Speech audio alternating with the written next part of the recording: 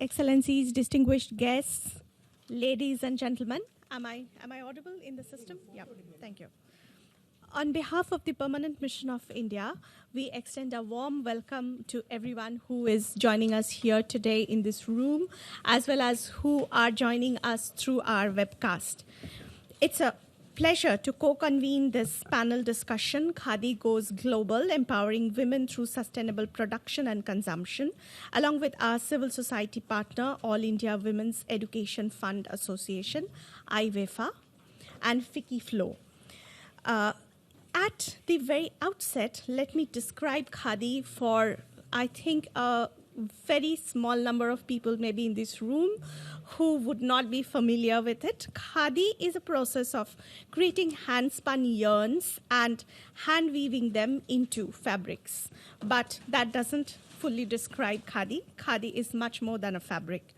Built on Mahatma Gandhi's vision of economic self-reliance in the context of India's struggle for freedom, Khadi has emerged as an enterprise that is uniquely progressive in its holistic approach to development, and we are going to talk about that aspect today.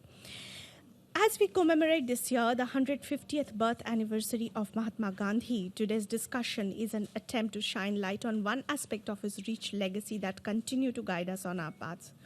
Khadi weaves together destinies of farmers and the artisans involved in different stages of production, generating sustainable livelihood opportunities, especially in rural areas. It creates home-based alternative employment opportunities for women. The principle of equal pay for equal work and recognition of unpaid care work done by women are built into this development template. Our modern-day concerns about sustainable production practices with low carbon footprint and the importance of reducing use of water and chemicals find strong resonance in production and use of Khadi. Government interventions in the Khadi sector in form of financial assistance for building worksheds, access to seed capitals and loans, technical and managerial expertise, promotion of fair business practices and workers' rights informs the priority theme of CSW this year. The social protection systems and access to services and sustainable infrastructure for gender equality and the empowerment of women and girls. Recognizing the potential of Khadi model of development, Prime Minister Mr. Narendra Modi has said that Khadi is not a cloth, but a movement that should be taken forward. Coming back to today's discussion, we are fortunate to have IWEFA as our partner. IWEFA was established in 1929 by women visionaries of India's freedom movement with the objective of enabling women to empower themselves through education. It is a founding body of Lady Irwin College of Delhi, which is a premier institution of learning for women. Over the years, IWEFA has diversified its activities with the objective of mainstreaming women's empowerment to diverse development trajectories.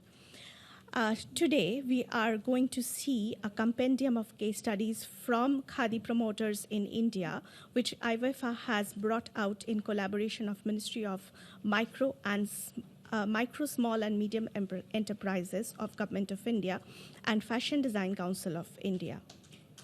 I would now like to invite the President of IWEFA, Mrs. Asha Chandra, to deliver her opening remarks, which will be followed by a short film. Ashaji, over to you. Thank you, Poulumi. Distinguished panelists, colleagues, and friends, this year is the 24th anniversary of the 4th World Conference on Women and the adoption of the Beijing Declaration and Platform for Action. 2019 also marks a 4-year milestone towards achieving the Sustainable Development Goals of the 2030 Agenda for Sustainable Development Goals.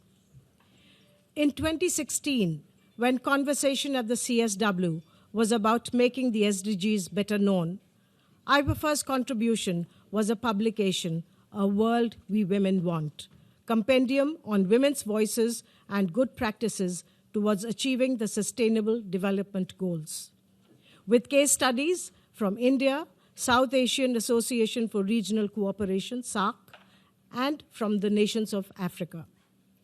In 2017, IWEFA hosted the event virtually and released A World We Women Want, Economic Empowerment, a compendium of good practices from India towards achieving the 2030 Agenda for Sustainable Development. These compendia of good practices illustrated the common nature of problems faced by women in Africa and the SAARC countries. Their myriad success stories through which they successfully overturned obstacles provided rich, experiential, and new insights for civil society to follow. This program, Khadi Goes Global, Empowerment of Rural Women to Achieve the 2030 Agenda for Development, is the third in a series of initiatives to promote women's economic empowerment. It envisions women in leadership roles in charge of their own empowerment and not just as mute beneficiaries. During organizational meetings to determine a program that symbolizes Mahatma Gandhi's 150th birth anniversary, is intrinsic to the Indian ethos and culture, is linked to livelihoods and empowerment of women, is central to India's commitment to the United Nations Sustainable Development Goals, and is inextricably associated with the All India Women's Education Fund Association, IWFA's 90-year-old history of education and training. It was found that the evolution of the humble fabric, khadi, satisfies all these conditions. Viewed through the prism of khadi, this program symbolizes the 2019 priority theme of the Commission on Status of Women, Social Protection Systems, Public Services, and Sustainable Infrastructure for Gender Equality. Khadi Goes Global has been conceived with the purpose of helping the most marginalized and poor women to supplement farm income with decent work, to access an adequate standard of living with improved nutritional status and social protection, achieve recognition of unpaid care work, and enable women's collective power to help India meet its 2030 Agenda for Development and favorably impact its ratings in the Human Development Index. This program envisages partnerships through women's collectives, clusters, or self-help groups, which would be formed according to the interest and expertise of the women who would nominate their own leader. Master craftsmen and craftswomen would provide information to improve the quality of weaving. Designers would create a traditional design with an international appeal.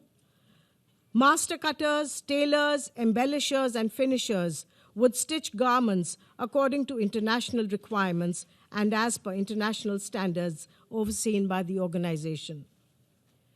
The organization will provide marketing linkages and handhold the collectives till they are able to conduct the business on their own.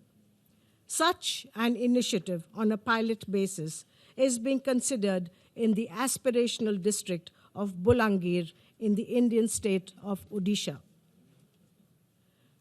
This program, Khadi Goes Global, provides a global outlook to a national initiative for women's economic empowerment in providing decent work.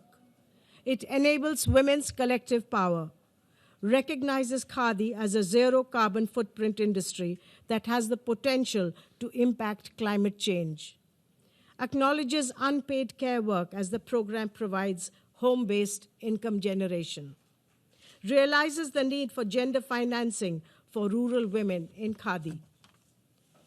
This program affirms the crucial importance of gender equality and the empowerment of all women and girls as both a goal in its own right, which is a key ingredient of success across the agenda as a whole. Social protection, public services, and sustainable infrastructure are integral elements to the 2030 Agenda and critical for achieving gender equality and sustainable development across all 17 goals. SDG 5 explicitly acknowledges the importance of public services, infrastructure, and social protection policies under Target 5.4 on unpaid care work and domestic work. SDG 1 underlines the urgency of building social protection systems and measures for all. SDG 9 commits to the development of quality, reliable, sustainable, and resilient infrastructure, with a focus on affordable and equitable access for all.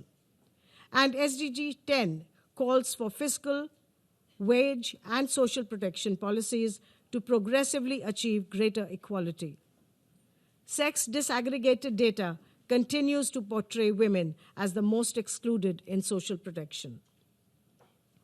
Recognizing the 2030 Agenda for Development, Khadi Village and Industries Commission, a Government of India initiative, and supported by the Ministry of Micro, Small and Medium Enterprise, it provides for social protection systems for women, spinners, and weavers, access to public services like transport for rural women, sustainable infrastructures for gender equality and the empowerment of women, paid and decent work, social protection cards and social protection, health protection. It enables women's collective power, and it facilitates rural women's rights to an adequate standard of living. Khadi Goes Global connects you to the women in abject rural areas. It generates decent livelihoods and improves lives through khadi spinning and weaving. It can be the template for development for nations of the global south to follow. Ladies, I give you Khadi Goes Global in this. And a film follows, which has especially been made for the CSW.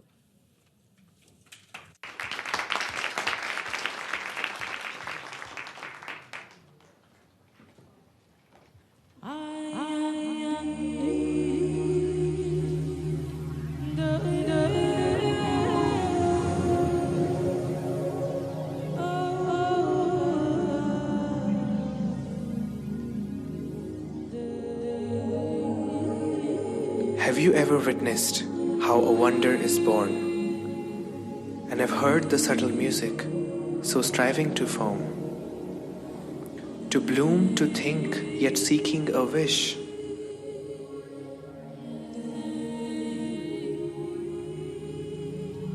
Have you ever seen life taking shape like this? चरखा तो बहुत छोटी चीज है ना, लेकिन चरखा शास्त्र भी बनाकर रखा है। जब तक वो चरखा शास्त्र नहीं बना था, तब तक हमको पता नहीं था कि चरखा में कितनी शक्ति है।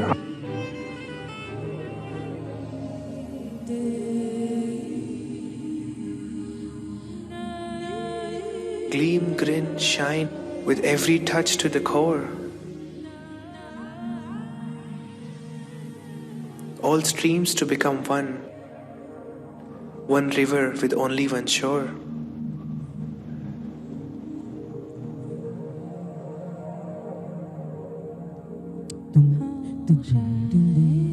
The elixir, the fluid of life, and sky that one roof. You haven't but have seen, or had seen, yet you can't prove.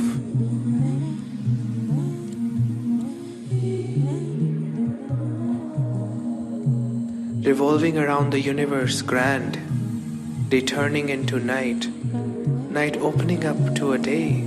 Have you seen it say? Like this, being formed, being woven and collapsed, ending itself once, then infiniting hence. Beauty, color, dance, when takes the final form.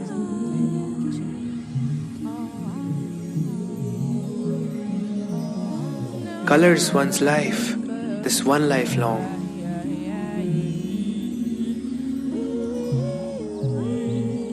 This is how becomes the world complete. That's how bravery and love competes. This is how one earns a lifestyle, reddens with love as a Sufi's Marsai.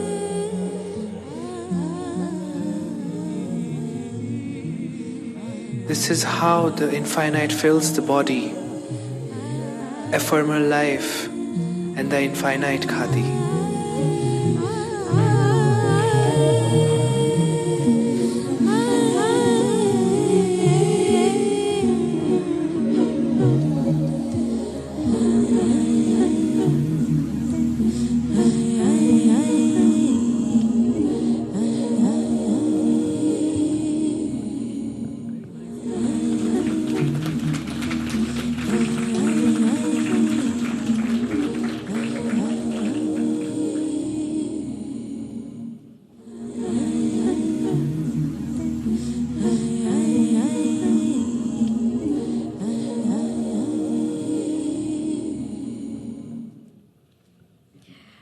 moving on with our discussion, we are honored to have amongst us today Nandini Azad. She is representing Rashtriya Mahila Kosh, or the National Fund for Women, which is a body under the Ministry of Women and Child Development, the nodal ministry for CSW and on women and gender-related issues.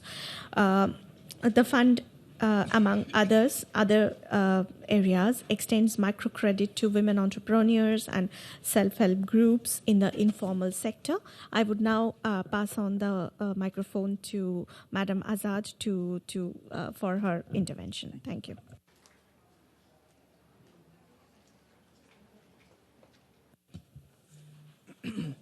Thank you very much, Paulami, for inviting me to this panel. And it's become a habit now to be an impromptu, parachuted, last-minute intervention. It happened 2 minutes last time, but this time it was 1 hour. Thank you very much.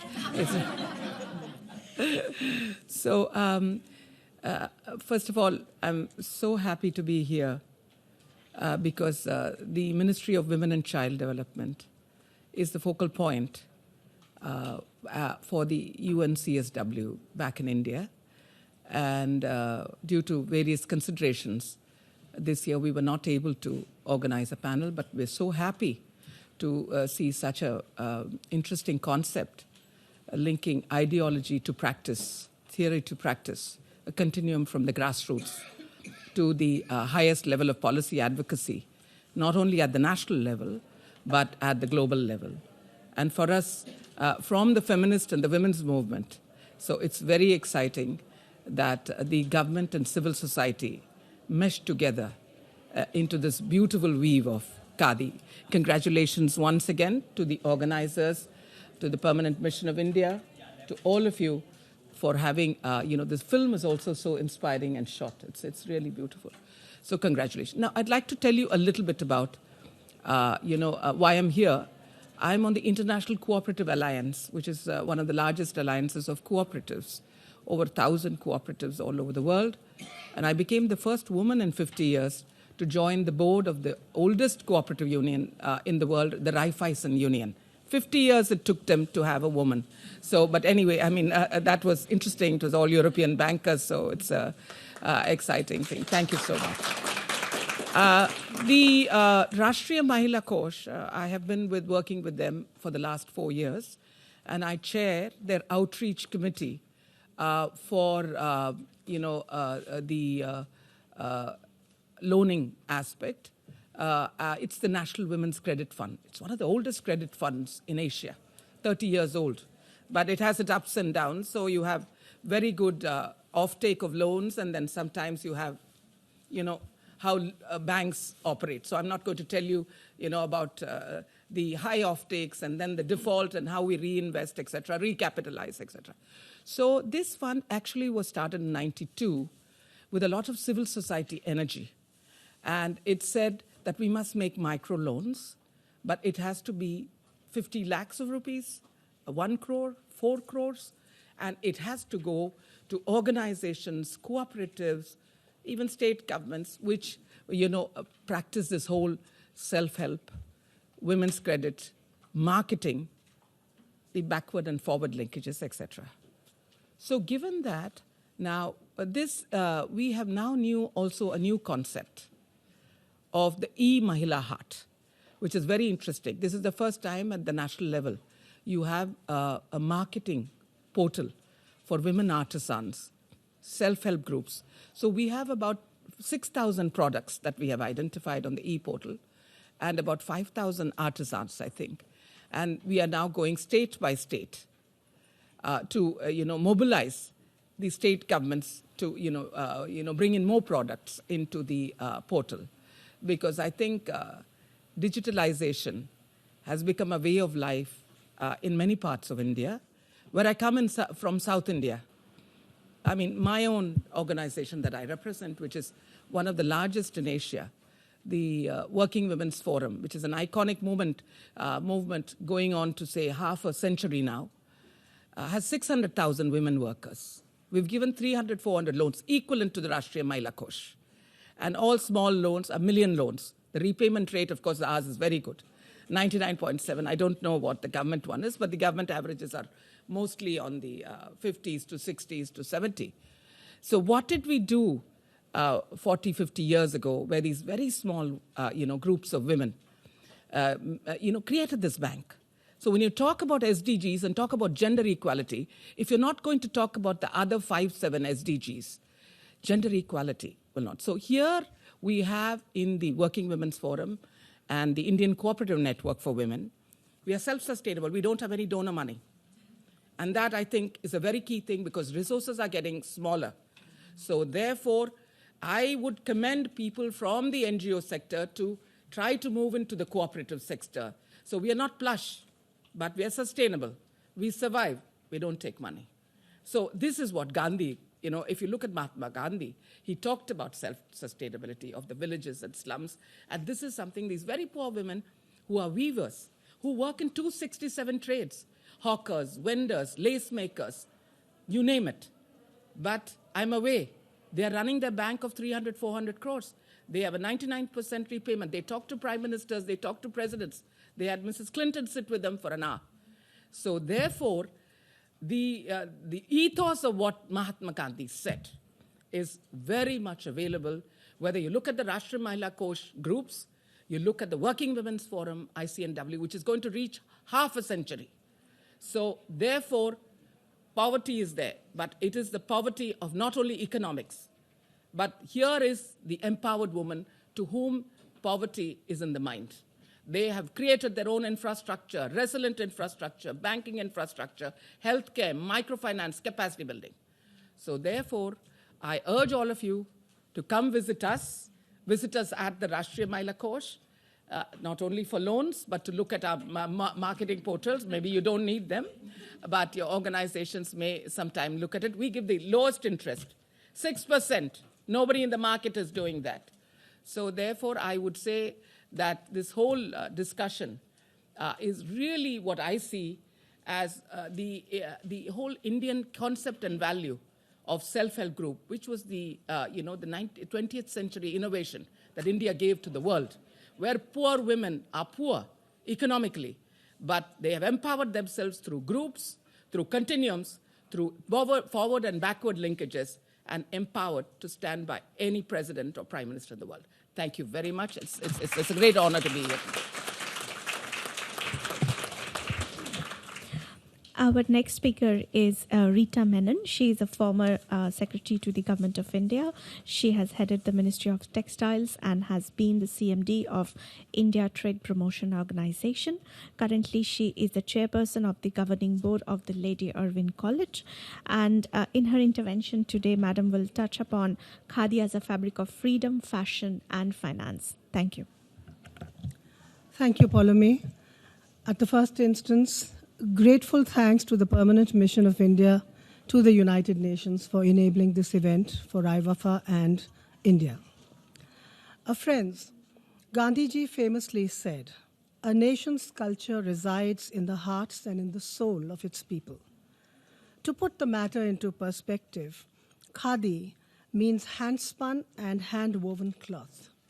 In 1918, Mahatma Gandhi started his movement for Khadi as a relief program for the poor masses living in India's villages. Raw materials at that time were entirely exported to England and then re-imported as expensive finished cloth. Gandhiji saw Khadi as a means for self-reliance and freedom, especially for the women of India. What makes Khadi embody the spirit of India at a time when cross-border tensions are rising is that it mirrors the virtues of patience, which is also an emblem of slow fashion, as it takes time to spin the wheel. Though Gandhi looked at Khadi as a flag of independence, of thought as well as of action, the charkha or the spinning wheel symbolizes the wheel of life, which changes with time. As never is anything constant, change is the only reality. Khadi, a fiber from the Swadeshi movement or self-reliance movement of India, has always been thought of as a white, spotless fabric, but it has so much more to its existence. Gandhiji in 1926, writing in Young India, said, I see God in every thread that I draw on the spinning wheel. Khadi spinning was a move against colonization and industrialization.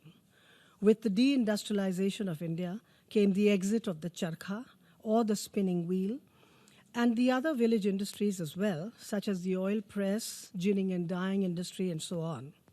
What is most significant and poignant is that during the freedom struggle, Khadi fabric became a symbol of self-reliance, of Indian pride, and freedom from foreign manufactured goods, which were based on India's raw materials. After India became a free country in 1947, though Khadi became a national icon with a slew of programs to support the village industries, self-help groups, employment generation schemes for women, and Khadi itself, it moved, however, to the back shelves of many fashion stores over the decades after the 1960s. Its place was taken by various blended fibers, perceived to be more economical and versatile. The wheel is now full circle. Decades of support by the government of India has now made Khadi, once symbolized as a dull fabric, currently available in a vibrant and classy colored palette. Now this fabric is the choice of several top designers of India and overseas. What makes it iconic is that Khadi has a history which is 100 years old. When Gandhiji urged Indians to don Khadi as a form of protest, its coarseness was celebrated and its stiffness heralded as a proud snub to the georgettes and chiffons of the West. Today, its very stiffness itself is something that modern India and international fashion is unafraid to do. Khadi cloth was termed as a sacred cloth, a way of life, hand-spun and hand-woven, all within the village ecosystem. Spinning Khadi was elevated to an ideology of self-reliance and self-employment. The difference between Khadi and handloom, both hand-woven, lies in its texture. Due to small weaving errors, the fabric has a particular quaint charm, rough in parts, but it underscores self-weaving and self-reliance. Khadi's uniquely Indian quotient promoted patriotism and thus the preferred fashion fabric. Khadi cloth may embody ancient weaves, but it currently represents evolving India, embracing the old yet also incorporating contemporary trends. India to find its relevance. This cloth has now become a canvas for imaginative creations in the fashion industry and makes it the favorite fabric of the current generation. Khadi fabric has a lot of character and is an inseparable part of Indian culture. Thus, Khadi is truly a preferred and thus remunerative proposition, embodying the three: freedom, fashion, and finance. Lighter and easy on the skin, the variants of Khadi on cotton, silk, and woolen yarn have moved from the intelligentsia seeking to make a statement against foreign rule and reliance on the West to the preferred fabric of a modern Indian woman who embraces it for its breathability and as the biggest trend on the ramp and runway for its functionality and comfort over style. These two aspects of Khadi win over many aspects of other fabrics. Khadi, as you can appreciate, is a balance of tradition and modernity. Khadi products like shawls, scarves, and tunics and trousers are sold in the international market, making for good business propositions. Khadi fabric is not only restricted to clothes, but has also found its space in various crafts, shoes, and home decor. Both the Khadi Village Industry Commission, which Poulomi has spoken of, and the Fashion Design Council of India, an apex body of Indian designers, have worked tirelessly to make Khadi truly contemporary and usable. The Government of India, from the Swadeshi movement onwards, have consistently worked on making Khadi acceptable to the young, with a network of thousands of sales outlets and indefatigable work with designers of all hues.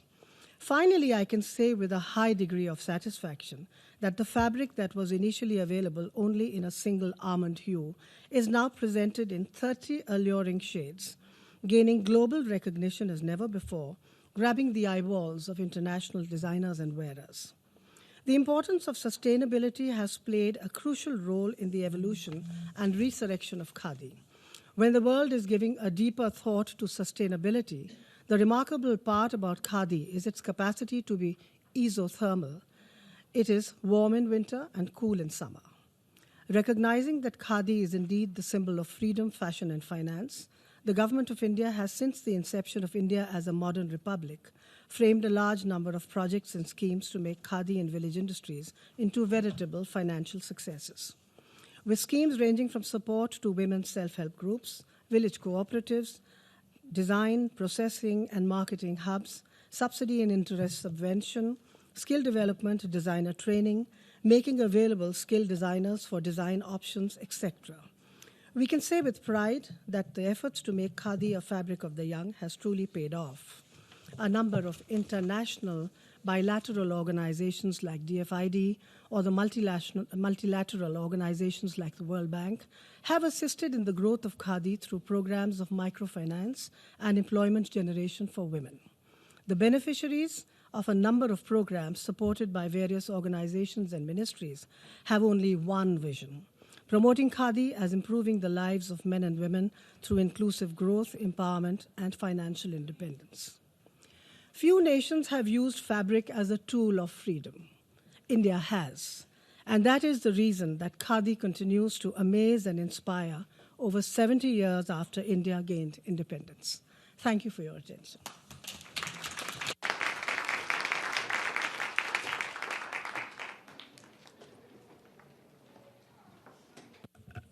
Thank you, Madam, for your intervention. And now I would turn to our next panelist, Ms. Vinita Vimbet.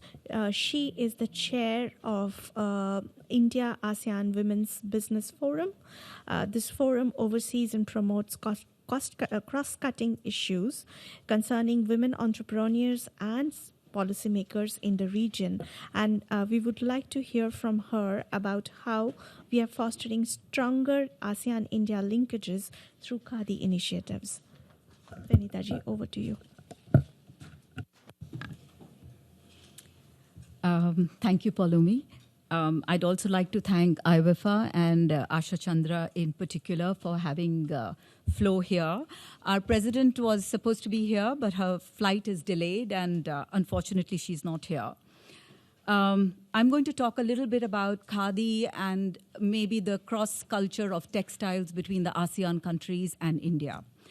Across the borders, which have been defined and redefined, India and ASEAN relationship, much like the warp and weft of fabric, are bound through culture, tradition, and geographic contiguity, and this is visible in its textile and handicraft.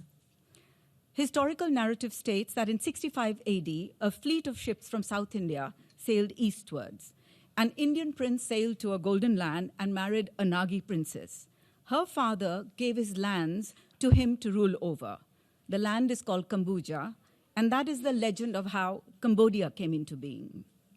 This legend brings into sharp focus the influence of India on the early socio-religious traditions and the culture of the Khmer tradition, which includes present-day territories of Thailand, Vietnam, and Laos. Craftsmanship was passed on from mother to daughter, generation after generation, and the Khmer ikat technique is one of the finest silk weaving techniques in Asia. The Thai royal court as well imported textiles from India, brocade from Surat in western India, and chintz from the Coromandel coast in southern India. Another example of cross-culture are textiles from Indonesia. The intricate double ikat gerising, which is very difficult to weave, and it is woven only in 3 places in the world: in Bali, in Japan, and in Gujarat, India. Then there is batik, which I'm sure all of you know, the wax that never wanes. It embodies the essence of intermingling of India and Southeast Asian heritage. Motifs came from Japan and China. Smooth, finely woven cloth came from India. Bold phoenixes and symbols of good luck and fertility were adapted from Chinese and Buddhist mythology, and from Sumatra came the Islamic influences of geometric patterns and calligraphy. So with geographical proximity, maritime contiguity, similarity in social traditions, it is to be expected that the challenges faced by ASEAN handloom sector are similar to those faced in India. Some of the key concerns stifling the growth of handloom sector in ASEAN economies are increased competition from industrial products, poor supply of raw materials, insufficient linkages to the market, lack of recognition of the craft, and changing preferences of the consumers. Lessons can also be drawn from the initiatives taken to promote and revive the handloom industry from both regions. A couple of examples from ASEAN region, actually 3. In Vietnam, museums, trade associations, handicraft villages, and designers have been collecting and preserving thousands of traditional items from the weaving and embroidery community. A second example is an interesting initiative from Brunei, a visual storytelling book that narrates the story chronologically from the past to the present about weaving tradition and maps out the concept of design intervention as a problem-solving approach. My third example is from Thailand, where under the royal patronage, several brocade weaving centers have been established and have flourished. Thai government has adopted Thai brocade as a craft under One Village, One Product project and implemented geographical indication for Thai brocade in each area. In India, 57 handloom products have been registered under Geographical Indication Act. The handloom industry in India is one of the largest unorganized sectors of economic activity, providing employment to 43.3 million weavers from rural and semi-urban areas. 77% of the adult weavers are women and are from the economically disadvantaged sections of society. The northeast region of India must be looked at, as it dominates the statewide distribution of weavers. It has 48.98% female workers in the handloom industry. Given that the majority of weavers are women in the Indian sector, it is important that they get appropriate wages for their work and are given centrality in this trade. And as we strive towards getting women to equal, we must look at this sector, acknowledge its strengths, which have so eloquently been pointed out, such as minimal use of capital and power, environmental friendly production processes, flexibility to innovate, and its capability of being a huge growth driver for women to join India's economic workforce and thereby ensure that they're able to access institutional credit and other governmental schemes in their own names. With India's demographic dividend upon us, we also have to acknowledge that the handloom industry is a valuable skill resource, and it's in an important position to provide employment opportunities to young women in the future.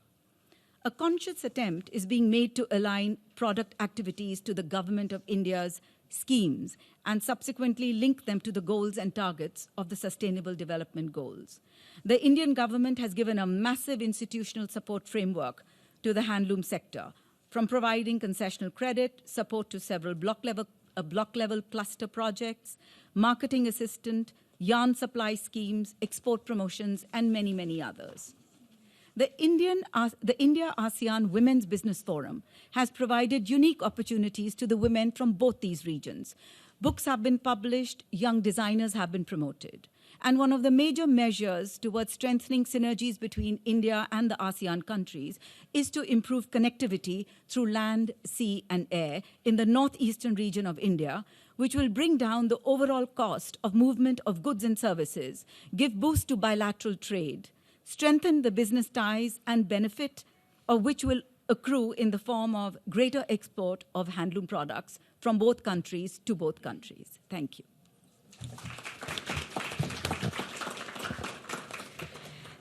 Thank you, Vinita ji, and we thank you to all the distinguished panelists for their very valuable interventions and sharing their insights with us.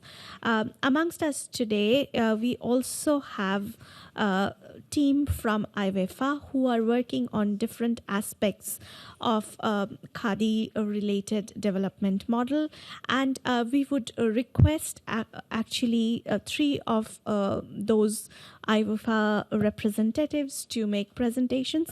The first person I would invite is Ms. Jyotsna Kapoor. She will make a short presentation how we are weaving in Khadi, weaving in SDGs with Khadi clusters. Hello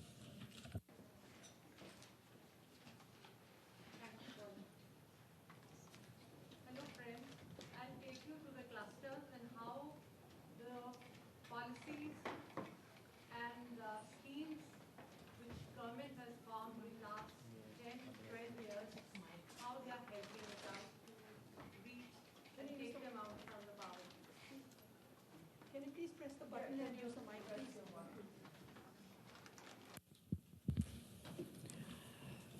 Rural India is home to almost the entire khadi production of the country.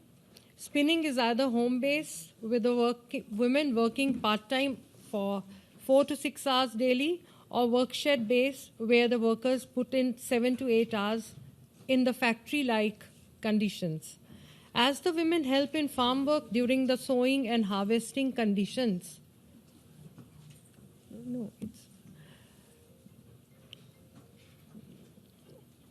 as the women help in farm work during the sowing and harvesting, home-based spinning is seasonal. In recognition to unpaid care work, the family aids in ensuring timely deliveries, but the earnings are meager and barely contribute towards family earnings, and the work takes its toll on their strength and reduces productivity. Gender-based discrimination that assigns to women lesser status and power is deeply ingrained in the consciousness of both men and women and has remained remarkably stubborn, being generally viewed as a natural corollary of the biological differences between them. Religious beliefs, cultural practices, and the educational system reinforces this. The existing highly unequal economic and political structures by class and gender and systems of male domination that on one hand deny or limit women's access to economic resources and on the other impose sexual divisions of labor that allocate the most onerous, unpaid, or poorly paid tasks to women inside and outside the household adds to their vulnerability. So, Khadi program, it seeks to create self-reliance among women, build a strong rural community spirit, and gain from the structural transformation which the panelists were addressing to.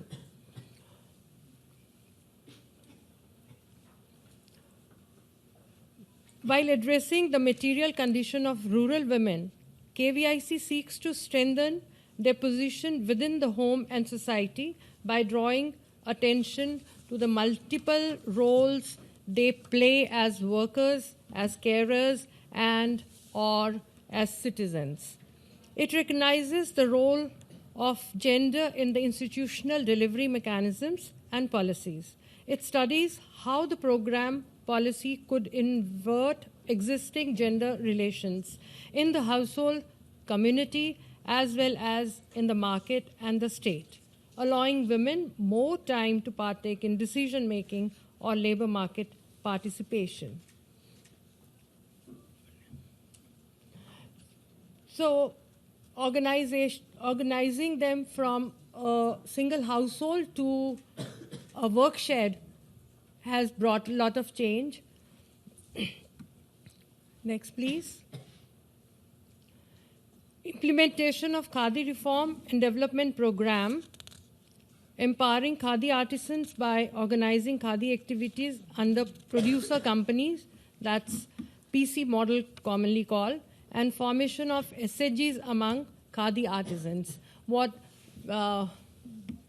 very beautifully was addressed by Ms. Azad. There we see in cooperatives that women bond together to form small cooperatives and are more visible and efficient to partner with larger entities such as government agencies and NGOs. Cooperatives encourage artisans to better manage resources and training, benefit from cross-pollination of ideas and other artisans, and adopt proven new techniques jointly, economically and faster, thereby reducing risks to produce products and livelihoods. Creative manufacturing has enormous potential for growth both within the country and the export markets. One of the fine examples of the cooperative is Women Weaves at Maheshwar. So these women, they are 100 in number, and they have very well gained in all aspects of, we can say, empowerment.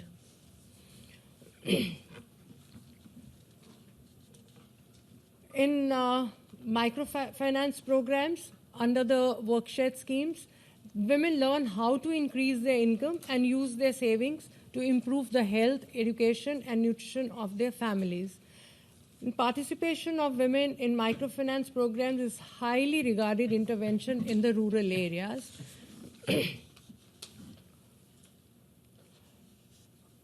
Here in this slide, we are seeing that digital entrepreneurship in the creative manufacturing sector can generate incredible potential for positive change at scale. Producers who were formerly disconnected from current designs and market needs are just a click away from the input they need to succeed. Digital technology not only empowers them to manage their own finances and reduce their dependency on middlemen, it can also grant them access to local and global networks. Next. Weaving the Sustainable Development Goals in Khadi fabrics, retail and apparel industry. The Khadi sector is unorganized or traditional sector which comprises handloom, handicrafts and sericulture, all of which are operated on a small scale and through traditional tools and methods. To boost competitiveness in this sector, the government has introduced a number of initiatives and reforms under the Make in India campaign to promote the sector, including duty rewards to eligible textile and apparel categories, an interest equalization scheme on pre- and post-shipment rupee export credit for 5 years for Indian exporters. The Government of India has also launched several initiatives to encourage investment while building capacity for local small and medium enterprises. For example, the Integrated Processing Development Scheme to small and medium enterprises to encourage the development of the common effluent treatment plants with compliant treatment technology. Next.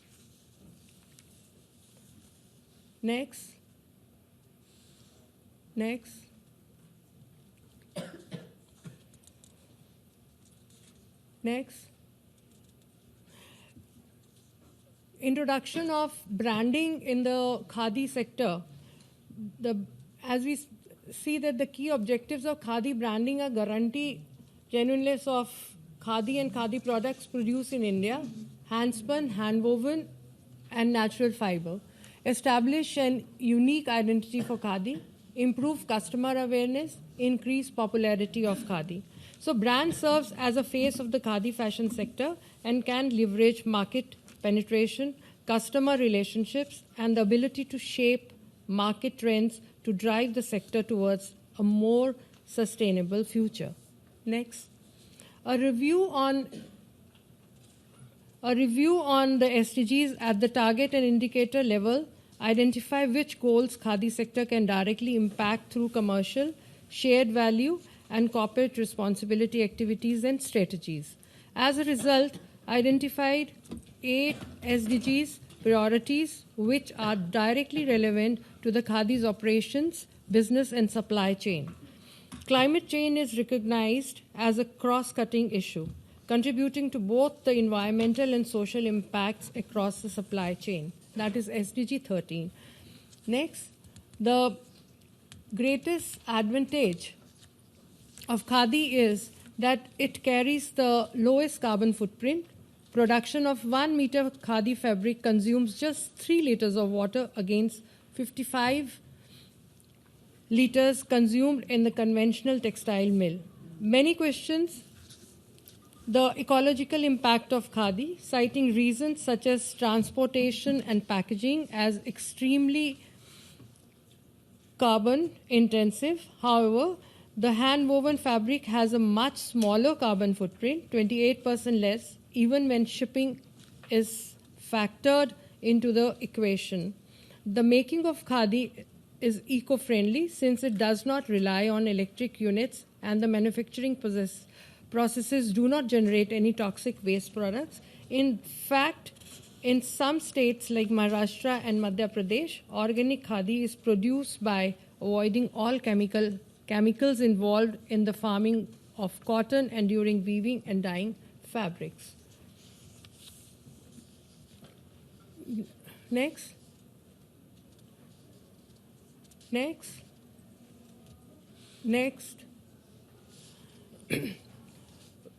The innovation in the khadi charkha for spinning is the Harit khadi, which is produced by using of solar charkha, and the brand W, which is very popular for 18 to 35 age group, has adopted and totally converted their productions in Harit khadi. Next.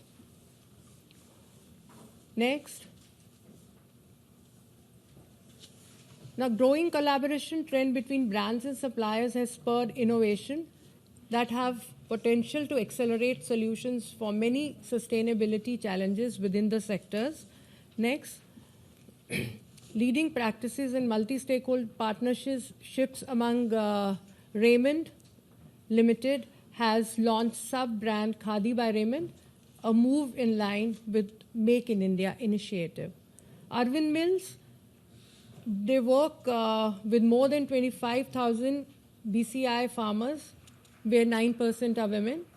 And Cotton Connect looks after the farmers' interests, works with brands and retailers to enable them to develop a more robust and resilient cotton supply chain. Better Cotton Initiative is a group of organizations focused on promoting a more sustainable way of growing cotton. And there are many more. These are just the leading ones. Next. SDG 10 is reduced inequality within and among countries. Leverage existing foundation or philanthropy initiatives to provide seed capital for entrepreneurs or non-profit leading innovative work in the sector, and policies, wage and social protection policies, including tax payment transparency, set expectations for communications and the local business and communities, overcome inequality through education and training of employees and individuals in their communities. The indicators are global business relations, labor market, and safety nets improvement. Next.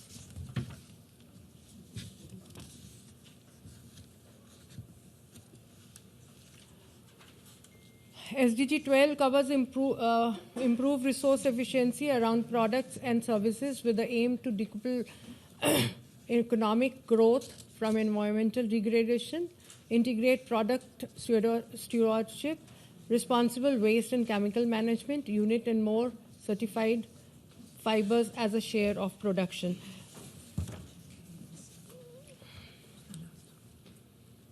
Yeah. Next. On the supply side, we see that suppliers are well placed to advance the SDG, especially through responsible consumption and production, that is SDG 12. And suppliers are also a source of product innovation in the khadi fabric, and apparel value chains, and a growing collaborative trend between brands and suppliers has spurred innovation, which is SDG 9, that have the potential to accelerate solutions for many sustainable challenges within the section. Yes, last. These are the, you can see some of the fabrics of khadi, the colorful fabrics and the fine fabrics. Next.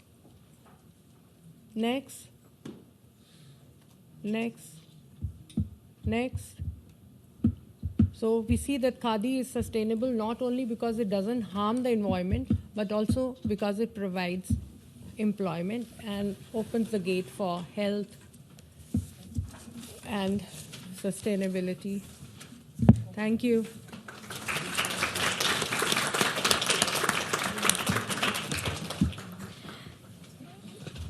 Thank you, Jyotsna ji, for giving that perspective. It was indeed very informative and very helpful to our discussion. I would now invite two members of IWEFA, Ms. Chitra Sarkar, and she would be talking about learnings from government and World Bank projects on sustainability in SAARC countries. And followed by her would be Mr. Himanshu Vaish. He will talk about alternate energy sources to increase productivity in Khadi sector. Short interventions in the interest of time so that we have some time left for the interactive discussion. Thank you. Thank you, Paulomi, and thank you to the PMI for giving us this platform. My paper will examine some projects undertaken by the World Bank and the Indian government which are relevant to Khadi, as well as some studies on the synergies within SAARC countries and some of the insights gained by these studies. The World Bank recently described India in the following terms, quote, India is the world's third largest economy in purchasing power parity terms and is poised to become a high middle-income country by 2030. India's ability to achieve sustainable development will have profound implications for the whole world. India's success will be central to the world's collective ambition of ending poverty and promoting shared prosperity, as well as for achieving the 2030 Sustainable Development Goals. Indeed, the world will only be able to eliminate poverty if India succeeds in lifting its citizens above the poverty line. In addition, the carbon footprint India leaves as it propels its high growth rate will have a significant influence on the planet's ability to keep global warming within the 2-degree threshold, unquote. There are two important pointers in this assessment. Firstly, India's race to rise from poverty to high middle income by the next 10 years. Secondly, the environmental fallout of this developmental agenda. Khadi offers solutions in both key areas. The production of Khadi is the largest rural employment program in the world, and Khadi is hand-spun, hand-woven, and uses no electricity in the process of production. It is completely organic, carbon neutral, and has a zero carbon footprint. Furthermore, 80% of Khadi spinners and 40% of Khadi weavers are women. The entire preparation and setup that precedes Khadi weaving is carried out almost entirely by women. It is in the world's interest to promote and encourage Khadi. The Indian government has identified certain stimulus areas to promote this sector, which falls within the ambit of micro, small, and medium enterprises.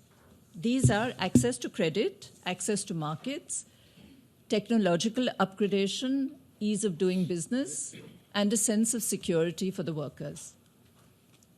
The lack of adequate and timely finance has been the biggest challenge to this sector and the biggest obstacle to its growth. Financial institutions used to limit their exposure because of the small ticket size of individual loans, high cost of servicing, and limited ability to provide collateral.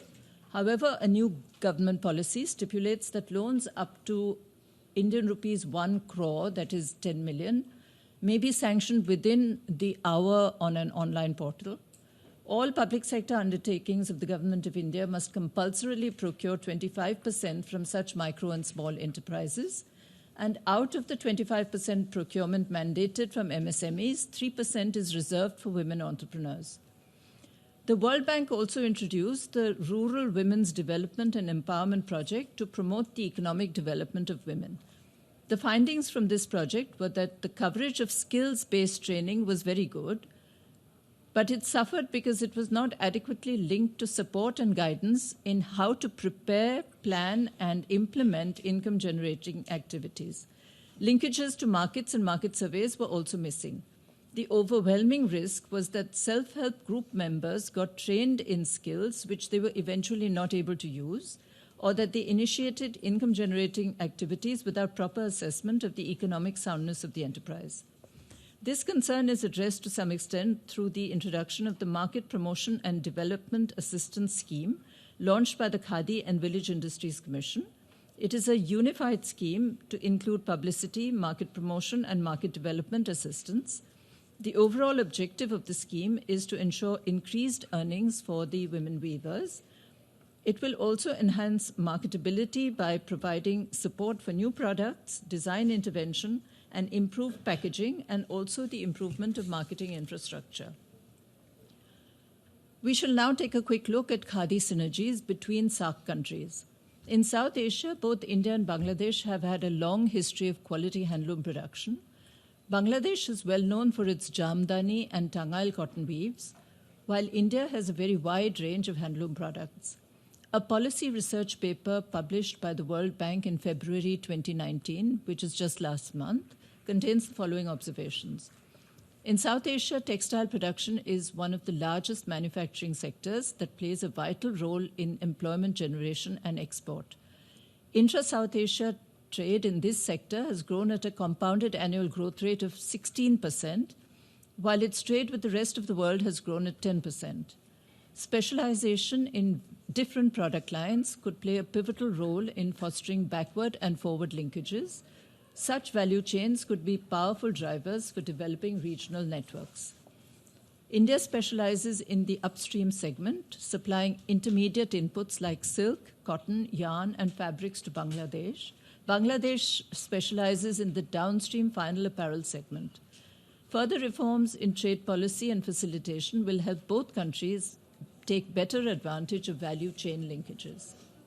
In the last fiscal year, the sales of Khadi touched 50,000 crore Indian rupees. That's equivalent to $7 trillion US. The Commerce Ministry, along with the Ministry of Micro, Small and Medium Enterprises, are chalking out a strategy to boost Khadi by positioning it as an exclusively Indian brand. In the current fiscal year, the Ministry of Micro, Small and Medium Enterprises expects Khadi sales to grow by 40 to 50%. We can say that 100 years after Mahatma Gandhi began the Khadi movement, Khadi is all set to go global. Thank you.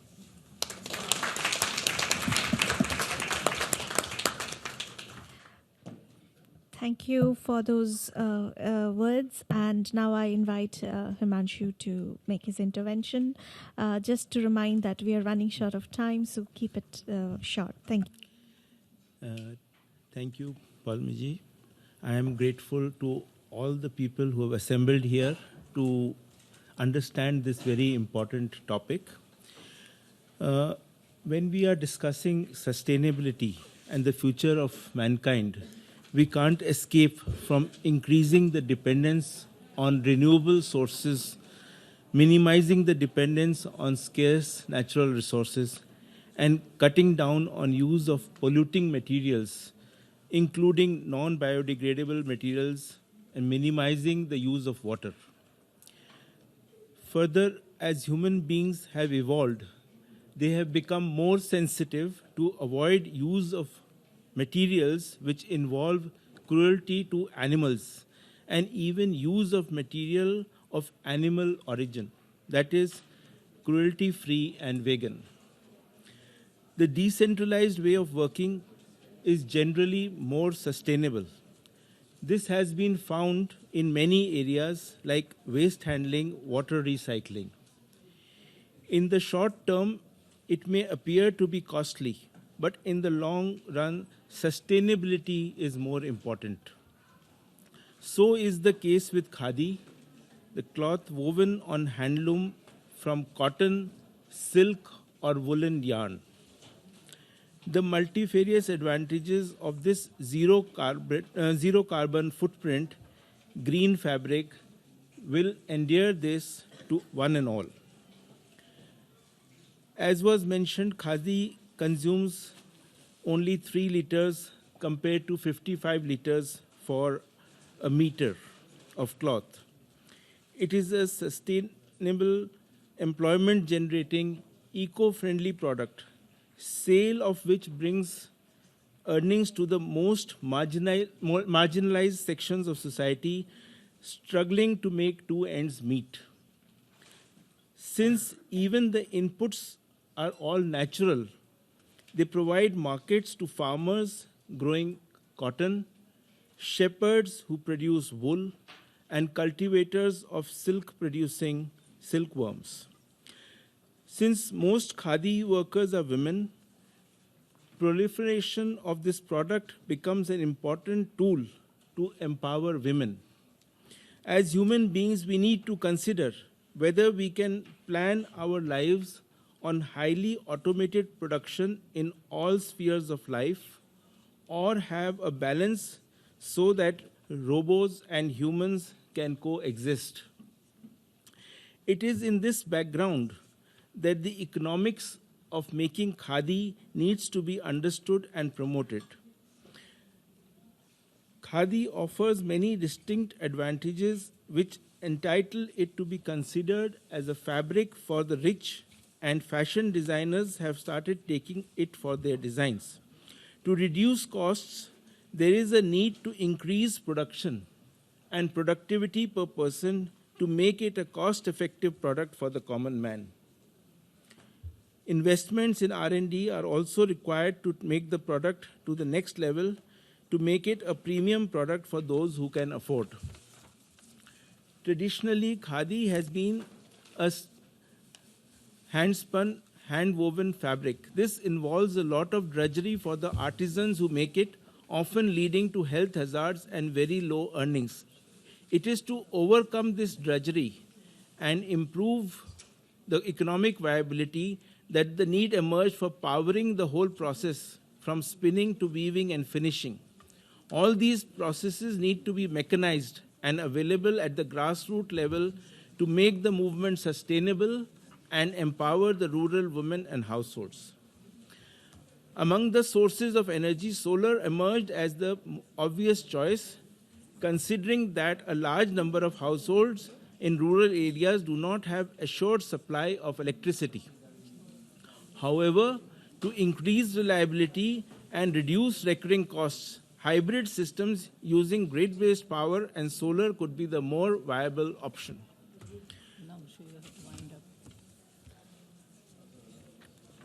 So, okay.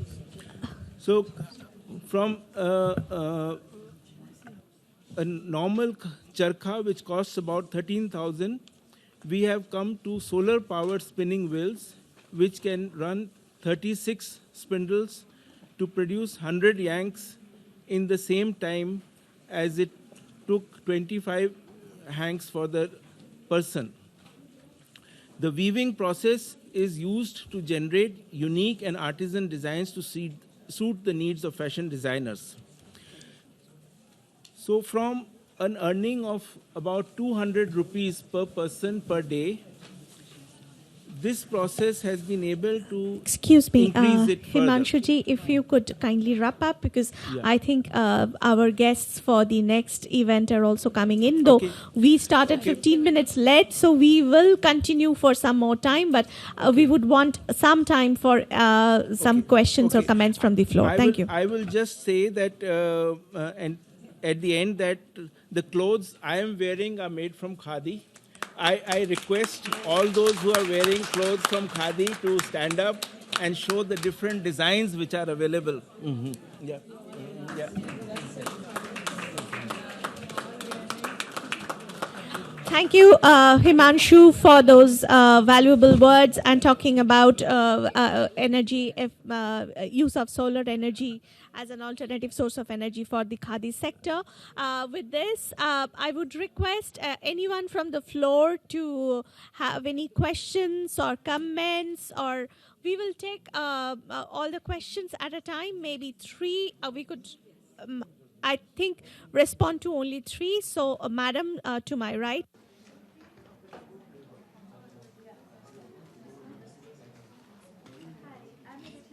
SMVA Trust. I had two quick questions. How do you prevent the money from the middlemen? I mean, does it go directly to the weavers? And the second is that I noticed that the women were standing for 6-7 hours. Do they stand? How does one reduce that? And also, if men and women are both in the same shed, how do you prevent? How do you protect the women and keep them safe? Thanks. I invite the next question. Yes, please, madam, you go ahead. young women in the slides that you showed us. So I was wondering if you could specifically talk about the role of rural young women in Khadi Goes Global.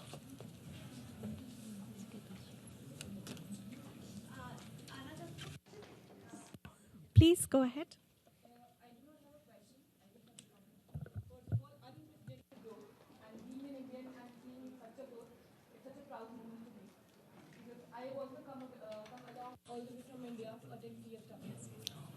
And looking forward to get involved more and more in this commission as soon as I get back to India. So, very quickly from our distinguished panelists, I understand that the representative from SMVA Trust spoke about prevention of money being siphoned off or diverted by middlemen, and how men and women work together in the work shed. So, maybe Jyotsna could respond to this very quickly. Question is how they work together. Mostly the work sheds are women, for the women. And the policy is taking, like in, say, setup, in a home setup, it is women who prepares the yarn and everything. And that's the unpaid work. And the husband or the male of the family, they weave on the loom. And they only are the persons who take it to market.